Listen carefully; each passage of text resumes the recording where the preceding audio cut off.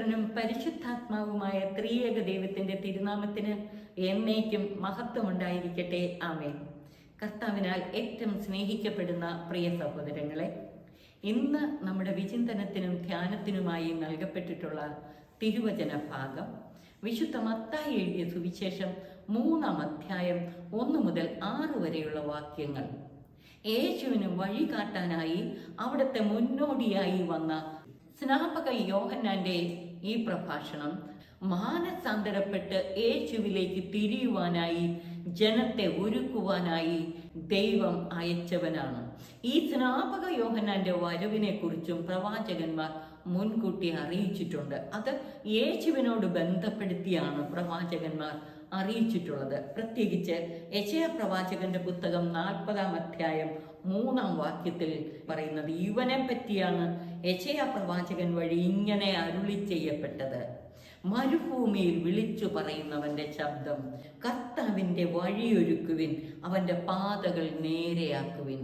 എന്താണ് ഈ മരുഭൂമിയിൽ വിളിച്ചു പറയുക? അതിന്റെ അർത്ഥം വിജനസ്ഥലത്തെന്നാണ്. നമുക്കറിയാം, പലസ്തീനയുടെ പശ്ചാത്തലത്തിൽ വചനം ശ്രവിക്കുവാനും പ്രാർത്ഥിക്കാനും ജനങ്ങൾ ഒരുമിച്ച് താമസിക്കുന്ന ഇടങ്ങളിൽ നിന്ന് മാറി വിജനസ്ഥലത്തേക്ക് പോവുക പതിവായിരുന്നു. നമ്മുടെ കർത്താവായ യേശു മിശിഹ വിജനസ്ഥലത്ത് പോയി ഏകാന്തതയിൽ പ്രാർത്ഥിച്ചിരുന്നത് നമുക്കറിയാമല്ലോ. അതുപോലെ സ്നാപക യോഹന്നാന്റെ പ്രബോധനവും പ്രഭാഷണവും ശ്രവിക്കുവാനായി ജനം അവന്റെ പക്കലേക്ക് പോയിരുന്നു. സ്നാപക യോഹന്നാൻ വിളിച്ചു പറഞ്ഞു, കർത്താവിന് വഴിയൊരുക്കുവിൻ, അവന്റെ പാതകൾ നേരെയാക്കുവിൻ.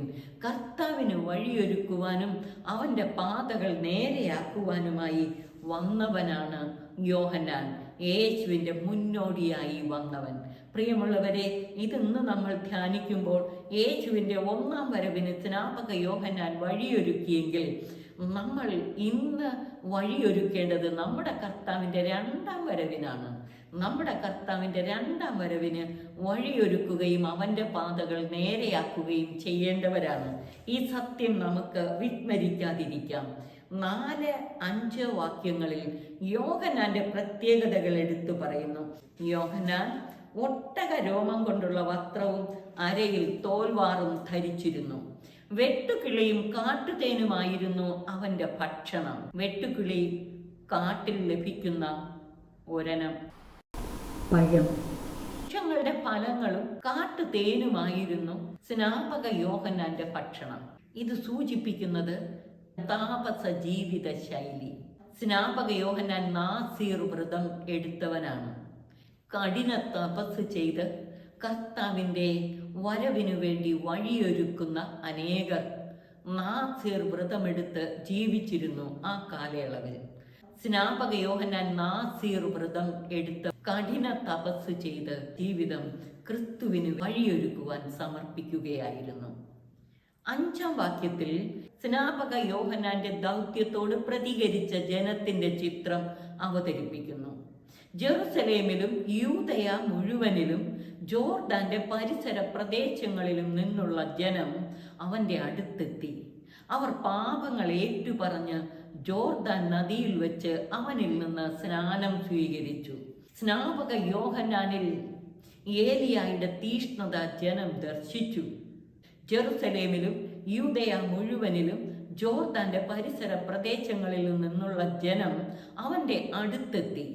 അവർ പാപങ്ങൾ ഏറ്റുപറഞ്ഞ് ജോർദാൻ നദിയിൽ വെച്ച് അവനിൽ നിന്ന് സ്നാനം സ്വീകരിച്ചു. തുടർന്ന് 7 മുതലുള്ള വാക്യങ്ങളിൽ സ്നാപക യോഹന്നാൻ ഈ ഫരിസേയരും സദുക്കായരും ഒക്കെ തന്റെ പക്കലേക്ക് സ്നാനമേൽക്കാൻ വരുന്നത് കണ്ടുകൊണ്ട് അവരോട് പറഞ്ഞ വാക്കുകളും അവരെ മാനസാന്തരത്തിലേക്ക് ക്ഷണിക്കുന്നതുമൊക്കെയാണ് തുടർന്നുള്ള വാക്യങ്ങളിൽ നമ്മൾ കാണുന്നത്.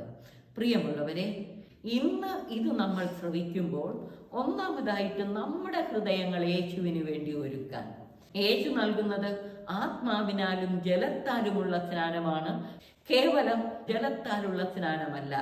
അനുതാപത്തിലൂടെ യേശുവിലേക്ക് തിരിയുന്നവർ പാപങ്ങൾ കഴുകി കളയപ്പെട്ട് അവർ പരിശുദ്ധാത്മാവിനാൽ അഭിഷേകം പ്രാപിക്കും. ഈ ക്രിസ്മസ് കാലയളവിൽ നാം അനുതപിച്ച് കർത്താവിലേക്ക് തിരിയണം. നമ്മുടെ പാപങ്ങൾ ഏറ്റുപറഞ്ഞ് കർത്താവിന്റെ മാർഗത്തിലേക്ക് തിരിയണം. ഹൃദയം ഒരുക്കണം കർത്താവിനായി. അനുതപിച്ച് കർത്താവിലേക്ക് തിരിഞ്ഞ് നമ്മുടെ ഹൃദയങ്ങളെ നവചൈതന്യത്താൽ നിറയ്ക്കണം. ഒരു പുതു ചൈതന്യത്തോടെ ഈ വർഷം നമുക്ക് ക്രിസ്മസ് ആഘോഷിക്കുവാൻ കർത്താവ് പുതുതായി നമ്മുടെ ഹൃദയങ്ങളിൽ ജനിക്കുന്ന അനുഭവം. അതുമാത്രം പോരാ, യേശുവിനെ ഹൃദയത്തിൽ സ്വീകരിച്ച് അവന്റെ മഹത്വപൂർണമായ പുനരാഗമനത്തിന് വഴിയൊരുക്കണം. സകല ജനവും കർത്താവിനെ രാജാധിരാജനായി ഏറ്റു പറയുവാൻ. സ്നാപക യോഹന്നാൻ യേശുവിന്റെ ഒന്നാം വരവിനു വേണ്ടി താപസ ജീവിതം നയിച്ചുകൊണ്ട് ഇപ്രകാരം ഒരുങ്ങിയെങ്കിൽ നാം നമ്മുടെ കർത്താവിന്റെ മഹത്വപൂർണമായ പുനരാഗമനത്തിനു വേണ്ടി എത്രയധികം കഠിനമായ താപസ ജീവിതം നയിച്ചുകൊണ്ട് കർത്താവിന്റെ വരവിനു വേണ്ടി നമ്മെ തന്നെ ഒരുക്കണം, മനുഷ്യകുലത്തെ മുഴുവനും ഒരുക്കണം. അങ്ങനെ സകലരും യേശുവിനെ രാജാധിരാജനായി സ്വീകരിക്കുവാൻ, സ്വന്തം ഹൃദയങ്ങളിൽ കർത്താവിനെ സ്വീകരിക്കുവാനും അങ്ങുമായുള്ള ഐക്യത്തിലായിത്തീരുവാനും നമുക്ക് സാധിക്കണം. അതാണ് ഈ സുവിശേഷ ഭാഗം നമ്മെ ആഹ്വാനം ചെയ്യുന്നത്.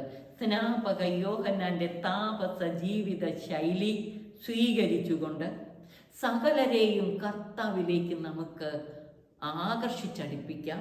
യേശുവിന്റെ ജനനത്തിന്റെ സദ്വാർത്ത സകലരെയും അറിയിക്കാം. മനുഷ്യാവതാര രഹസ്യത്തെക്കുറിച്ചുള്ള പ്രഘോഷണങ്ങളും പ്രബോധനങ്ങളും ദൈവമക്കൾ ശ്രവിച്ച് അവർ അനുതപിച്ച് കർത്താവിലേക്ക് തിരിയട്ടെ. അങ്ങനെ മനുഷ്യ ഹൃദയങ്ങളിൽ കർത്താവ് വന്ന് ജനിക്കാൻ ഇടയാകട്ടെ. നമ്മൾ ഓരോരുത്തരുടെയും ഹൃദയങ്ങളിൽ മാത്രം യേശു ജനിച്ചാൽ പോരാ, സകല മനുഷ്യരുടെയും ഹൃദയങ്ങളിൽ യേശു ജനിക്കണം. അതിനായി നമുക്ക് മനുഷ്യ ഹൃദയങ്ങളെ ഒരുക്കാം. യേശുവിനായി ജീവിതത്തെ സമർപ്പിക്കാം. സ്വയപരിത്യാഗത്തിന്റെ മാർഗത്തിലൂടെ താപസ ജീവിതം നയിച്ചുകൊണ്ട് യേശുവിന്റെ വരവിന് വഴിയൊരുക്കാൻ അവനെ ഈ മനുഷ്യാവതാര രഹസ്യം നാം ധ്യാനിക്കുന്ന ഈ നാളുകളിൽ സ്വന്തം ഹൃദയങ്ങളിൽ യേശുവിനെ സ്വീകരിക്കാനും അനേകരുടെ ഹൃദയങ്ങളിൽ യേശുവിന് ഭവനമൊരുക്കുവാനും യേശുവിൻ്റെ വചനം സ്വീകരിക്കാൻ തക്ക വിധം സകലരെയും ഒരുക്കുവാനും നമുക്ക് പരിശ്രമിക്കാം. തുടർന്ന് സകലരും ഒന്നു ചേർന്ന് നമ്മുടെ കർത്താവിൻ്റെ മഹത്വപൂർണമായ പുനരാഗമനത്തിന് വേണ്ടി വഴിയൊരുക്കാം. പ്രിയമുള്ളവരെ, ഈ ലോക ജീവിതത്തിൽ നമുക്ക് ചെയ്യാവുന്ന ഏറ്റവും വലിയ ശുശ്രൂഷ ഇതാണ്. ദൈവസ്നേഹത്തെ പ്രതിയുള്ള ശുശ്രൂഷയും പരസ്നേഹത്തെ പ്രതിയുള്ള ശുശ്രൂഷയും ഇതാണ്.